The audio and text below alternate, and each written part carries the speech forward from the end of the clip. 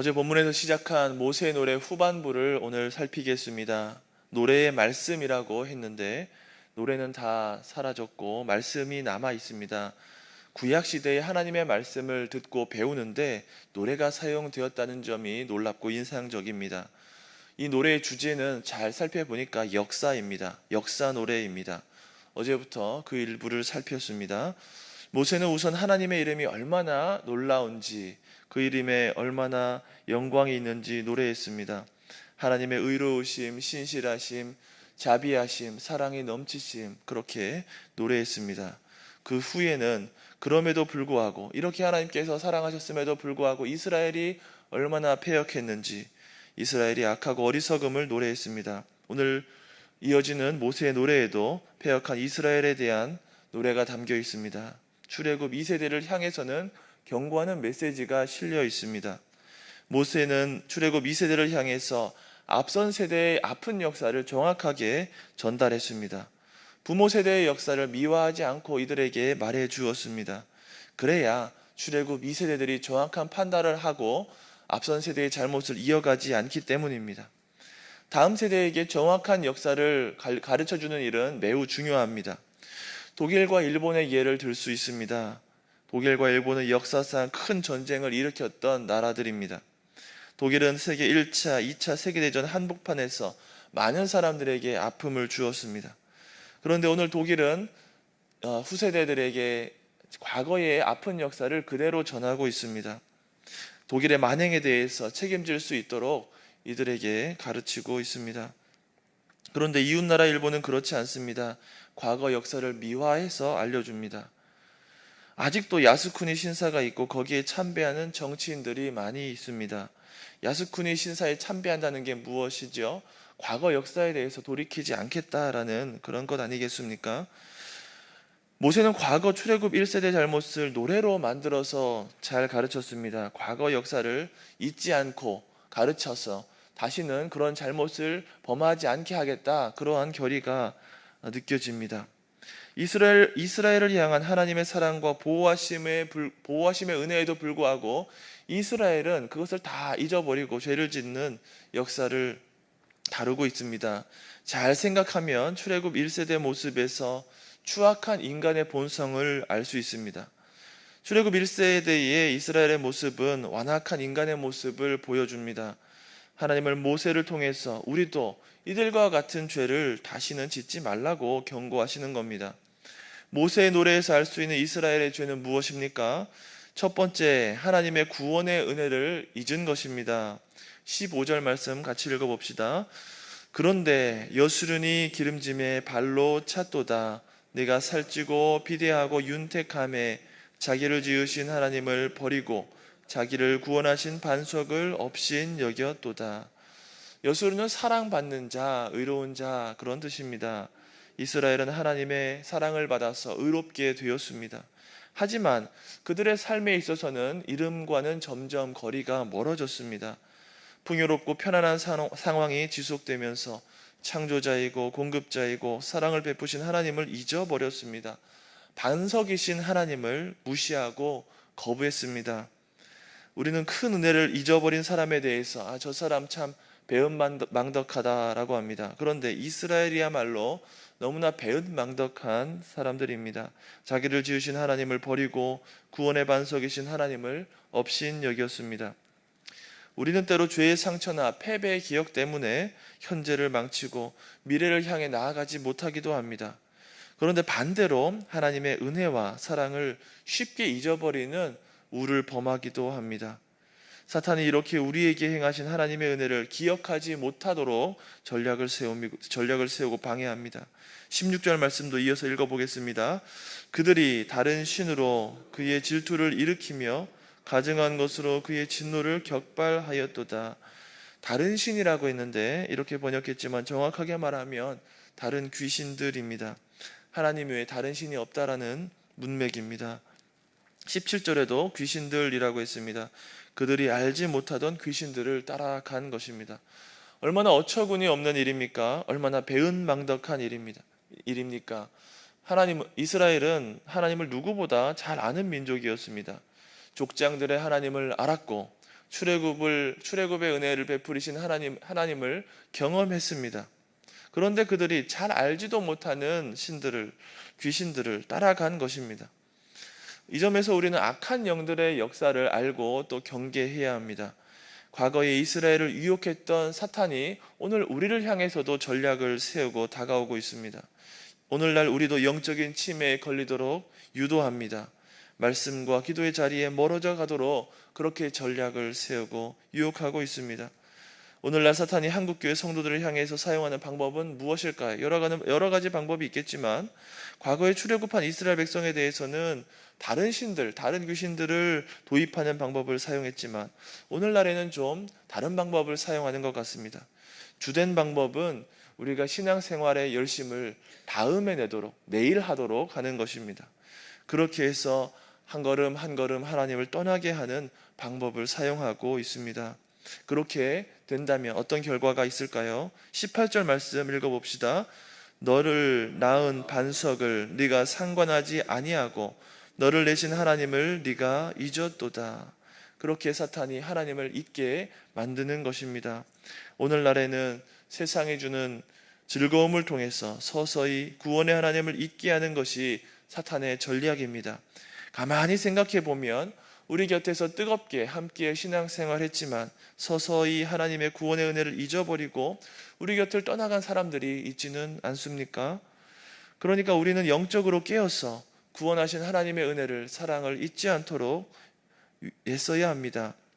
오히려 하나님의 은혜의 풍성함을 알고 깨닫고 누리고 고백해야 합니다. 그렇다면 과거의 은혜를 기억하기 위해서 우리는 어떻게 해야 할까요? 잘 아시다시피 말씀과 기도에 있어서 힘을 내야 합니다. 그리고 받은 은혜에 대해서 우리가 기록하고 또 찬양하고 후대에 전해주기를 그치지 말아야 됩니다.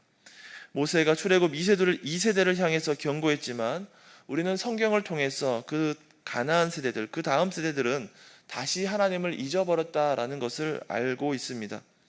가나안 세대가 구원의 하나님을 기억하지 못했습니다. 왜냐하면 하나님의 말씀대로 신앙을 전수하는 것에 대해서 실패했기 때문입니다.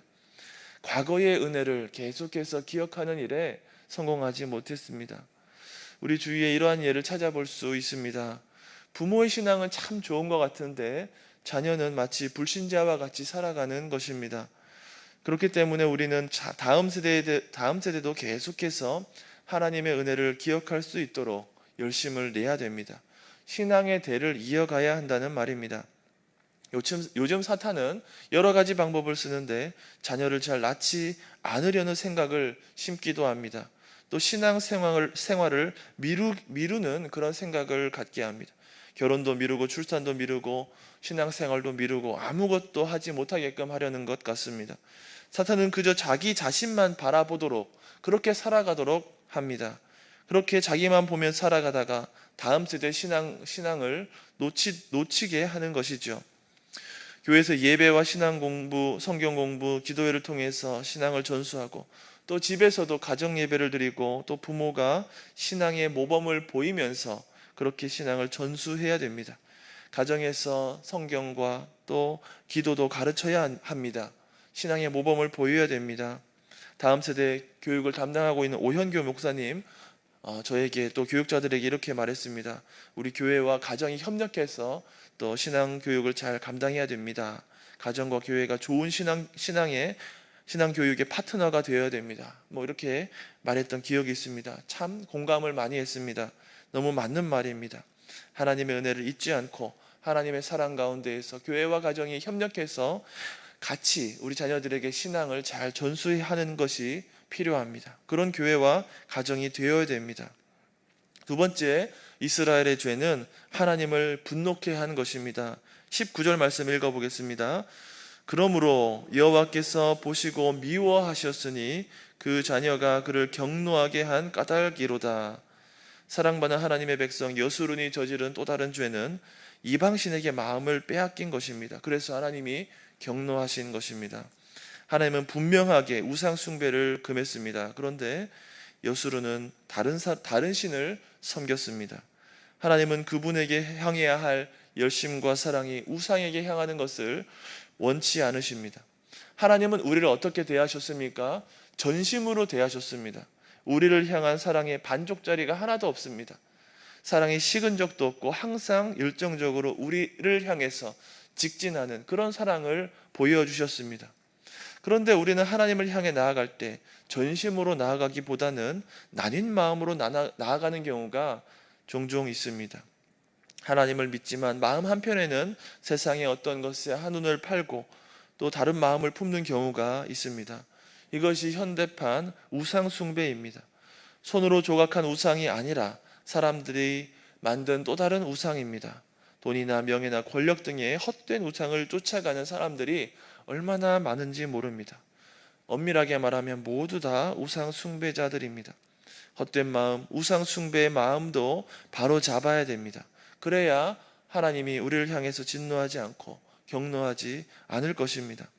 지금 우리가 집중해야 할 것은 나를 살리고 오늘날 여기까지 인도하신 하나님의 은혜를 바라보는 것입니다. 우리가 하나님 앞에 다른 신들을 둘 때에 하나님께서는 진노하실 것입니다. 질투하실 것입니다. 우리가 하나님보다 돈 버는 일이나 자녀를 세상의 가치로 교육하는 것에 관심을 가지고 또 입신양명하도록 그렇게 한다면 하나님의 일보다 이런 것들을 더 중요하게 생각하고 일한다면 우상 숭배한다고 할 수 있습니다. 하지만 우리가 돈 버는 일도 자녀 양육하는 일도 공부하고 시험 치고 결혼하고 세상의 일을 감당하는 것도 역시도 하나님의 영광을 위해서 한다면 하나님이 도우시고 복을 주실 것입니다. 세 번째, 이스라엘의 죄에 대해서는 심판하시는 하나님을 기억해야 합니다. 21절, 22절 함께 읽어보겠습니다. 그들이 하나님이 아닌 것으로 내 질투를 일으키며 허무한 것으로 내 진노를 일으켰나니 나도 백성이 아닌 자로 그들에게 시기가 나게 하며 어리석은 민족으로 그들의 분노를 일으키리로다. 그러므로 내 분노의 불이 일어나서 소울의 깊은 곳까지 불사르며 땅과 그 소산을 삼키며 산들의 터도 불타게 하는도다. 현대교회에 있어서는 심판하시는 하나님 그리고 지옥에 대해서 설교하는 빈도가 많이 줄었습니다. 어떤 신자들은 하나님의 심판이나 지옥을 부인하기도 합니다. 이런 신자들이 외국에만 있는 줄 알았는데 종종 한국에서도 접하고 있습니다. 너무 마음이 아프고 힘이 들었습니다. 하나님의 심판을 부인하고 지옥을 부인하고 하나님의 의를 부인하는 그런 신자들이 있습니다. 우리가 제가 목사로 안수 받을 때나 또 직분자로 세워질 때 우리 신앙 고백, 웨스터민스터 신앙 고백을 고백한다 다짐했는데 돌아서서는 신앙 고백에 찬성하지 않는 직분자들도 있는 것 같습니다. 이렇게 하나님의 심판을 부정하는 사람들이 있지만 하나님은 죄에 대해서 여전히 심판하시고 죄를 미워하시는 분입니다.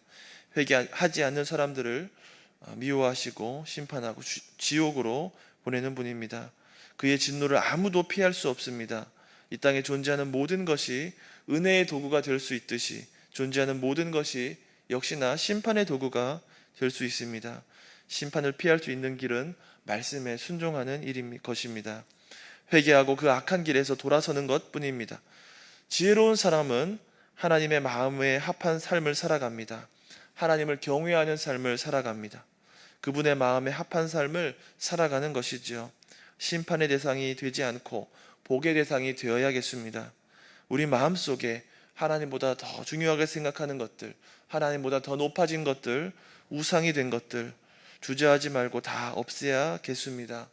말을 맺습니다. 우리는 모두 다 하나님의 놀라운 사랑과 은혜를 입은 자들입니다. 예수 그리스도 안에서 복을 받아 누리는 것이 얼마나 크고 놀라운지 모릅니다. 그런데 그것들을 당연하게 생각해서는 안 됩니다. 우리의 마음을 점차 뺏겨서 우리의 자녀들이 하나님에게서 멀어지는 그런 비극적인 일들이 벌어져서도 안 됩니다. 그래서 우리는 날마다 하나님의 은혜를 새롭게 생각하고 감격하고 전해야겠습니다. 영적으로 늘 깨어있고 또 항상 기억해야 할 것들이 있습니다. 늘 우리가 말씀을 묵상하고 기도하고 순종하면서 우리 자녀들에게 본이 되고 우리 자녀들이 더 하나님을 사랑하고 더 하나님을 잘 믿을 수 있도록 노력해야겠습니다.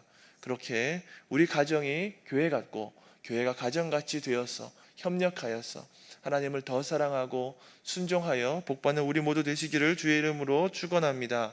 아멘. 함께 기도하겠습니다. 하늘에 계신 우리 아버지, 아버지의 이름을 거룩하게 하시며 아버지의 나라가 오게 하시며 아버지의 뜻이 하늘에서와 같이 땅에서도 이루어지게 하소서.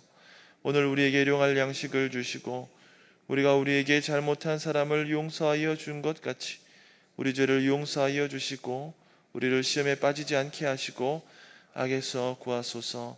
나라와 권능과 영광이 영원히